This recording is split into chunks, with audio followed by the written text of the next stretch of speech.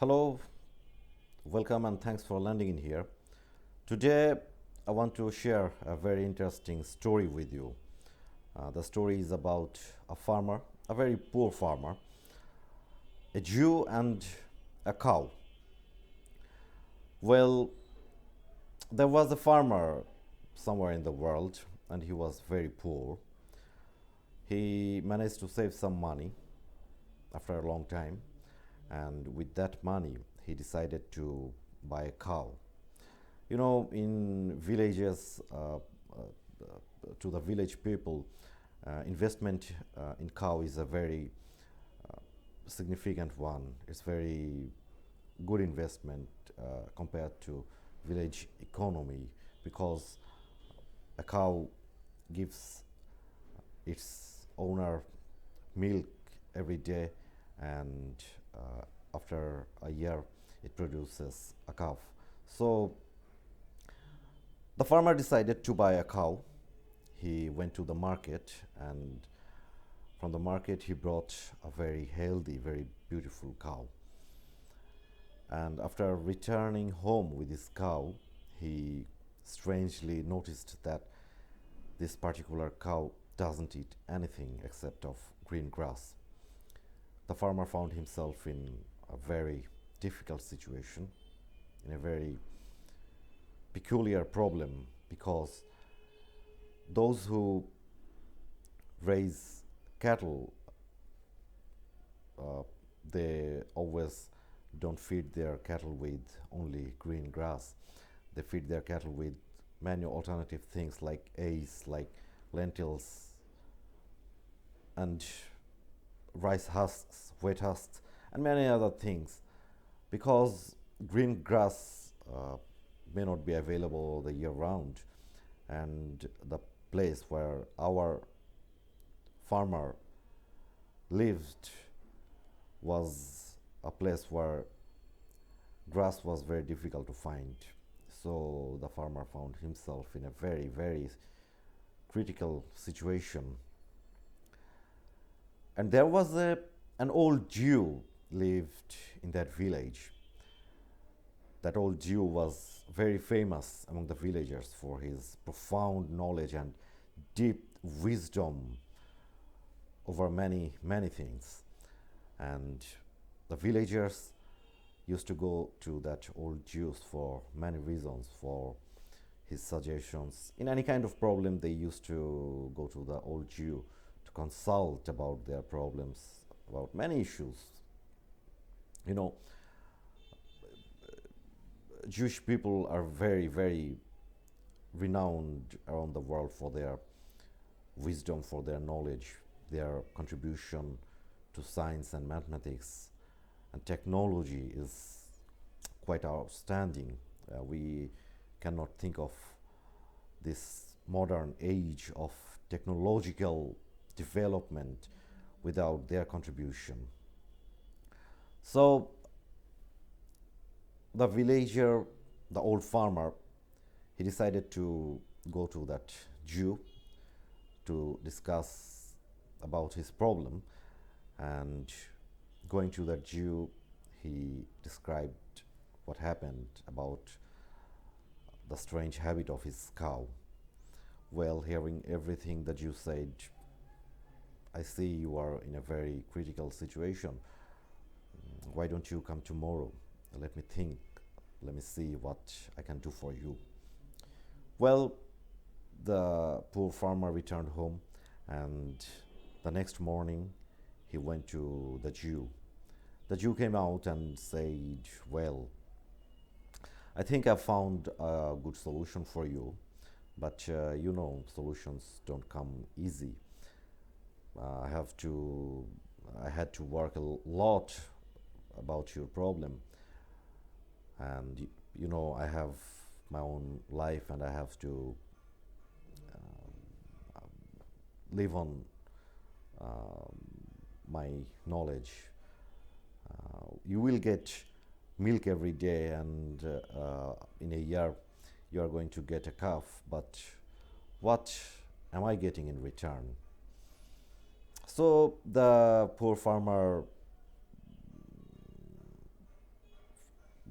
was startled with the remark of the Jew, and he said worriedly, "What do you want?" The Jew said, "Well, you are a poor farmer, and I'm not uh, a greedy person. I won't demand too much for you. Well, I think I should get half of the milk the cow produces every day. Do you think it's too much?" Well, the farmer was like, he was quite astonished with this strange demand. The farmer said, "Oh, what? It's too much. How come you demand half of the milk the cow produces every day just for a simple solution?"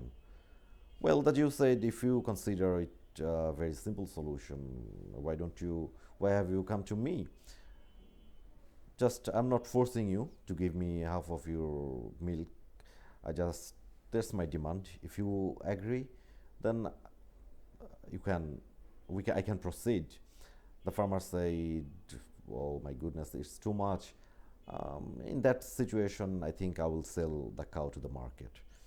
Well, the Jew said, "Who is gonna buy a strange cow like that who only eats green grass, nothing else?" The farmer said, "How the people will know about the strange habit of that cow?" The Jew said, "I will tell everybody. I can't let my people be cheated with your strange cow." So the farmer found himself in a point of no return. It was beyond negotiation. So finally, the farmer agreed to the proposal that he would give the Jew half of the milk the cow produces every day. And the Jew said the farmer to come the next day with his cow. Well, the farmer returned home, and the next day he went to the Jew again with his cow, and the Jew came out with a pair of strange glasses in his hand, and strange green glasses with his hand. And the farmer asked the Jew, "Have you done something? Have you found any solution to my problem?" The Jew said, "Well, showing the green glasses, here's your solution." The farmer looked strangely to those glasses and said, "How come? How come this are my solution?" The Jew said, "Why don't you put this on uh, the eyes of your cow and see what happens?" Well, the farmer put those green glasses on the eyes of the cow, and eventually, whatever the cow was seeing, it was seeing green, and whatever the farmer was giving the cow to eat, it was eating without any complaint, without any problem. So this is the story. The farmer gets his cow to eat everything. The farmer gets the half of the milk every day the cow produces, and that's how it ends. And every story has a moral, and if you ask me what's the moral of the story, I'd request you to have a look at the global affairs, most notably the political, socio-political, and economic structure of the United States of America. If you impose the story, the whole thing, impose it to the US perspective, you will find a lot of similarities in terms of US social, economic, and political system. Just consider the farmer as the US government, US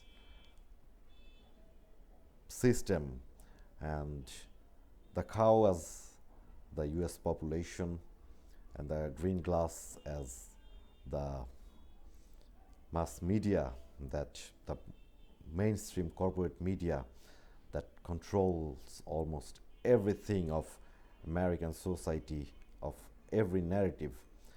So this is quite bizarre in a country where democracy, in a country which claims itself to be the most democratic country in the world, and which prevails the freedom of expression above everything, which was founded upon the truth, the to prevail human rights and etc., is now the violator of every moral, every ethical thing that we may consider. Just for example, I can recall the book of profound thinker and the professor of MIT, Noam Chomsky, The Manufacturing of Consent. It was a tremendous book, and it describes pretty much everything, how American population are um, fed with a green glass of television, and whatever narrative the government gives them, they fits on almost everything. How the truth is filtered, the truth is censored from the mass population by the editorials of the New York Times, the Washington Post, CNN, BBC, and MSNBC, name it, and they're doing it quite deliberately in everything, from the American foreign policy to domestic affairs to national reforms. Everything is filtered from the US population, and the consent of the United population is manufactured. So if you consider the US media, just let me give you some example of recent examples that how American population have been lied years after years regarding the war on Afghanistan, war against terror in Afghanistan. The American official narrative had been about victory. The narratives of the war had been always the success, always the success stories. But recently, some leaks have found out the dire consequences that American soldiers have been facing in Afghanistan. And honestly, there is no success story in Afghanistan. In Syria, in Libya, how you may recall the incident of Colin Powell and Rumsfeld and Bush administration, how they lied about the weapons of mass destruction that Saddam Hussein was said to be possessing in Iraq, and it resulted one of the biggest crises in the world, the war which killed almost 500,000 of civilians, including women and children and aged people, and how the ISIS was created. And everything was covered by the media aperture. And you see, recently in Idlib province in Syria, there was a coordinated strike conducted by the allied forces of US, UK, and France, with a false allegation of the chemical weapon attack on the people of Idlib.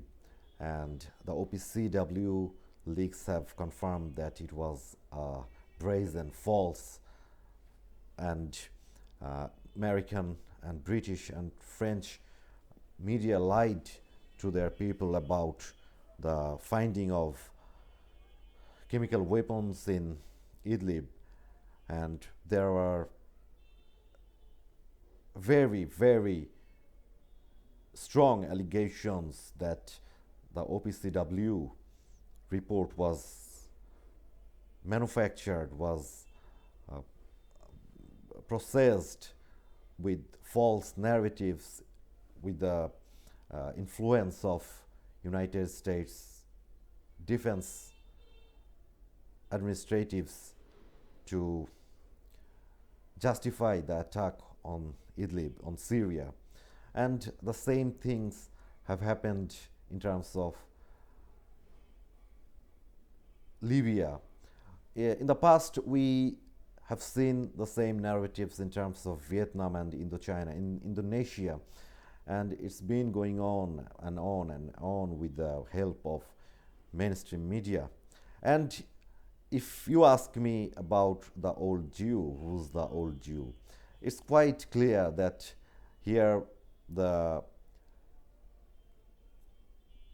American advisors, the presidential advisors, advisors in different arenas, in economic sectors, in domestic sectors, in defense sectors, these are the people that controls everything, and the bottom line is money. Money is everything. To them, war is everything. They don't bother whether their action, for their action, a million people dies or not, whatever the consequences, they don't care at all. And this is happening right in front of our eyes with the help of the US mass media. And I think it's time for particularly the US population to raise up, to wake up from their deep sleep, to come up and look into the world without those green glasses, beyond their green glasses. It's a big world, and people are suffering for their actions, for their very, very nasty actions around the world. Let the people live as they want to live. So, this is the moral of the story of the poor farmer, the Jew, and the cow, and of course, those green glasses. Thanks for listening.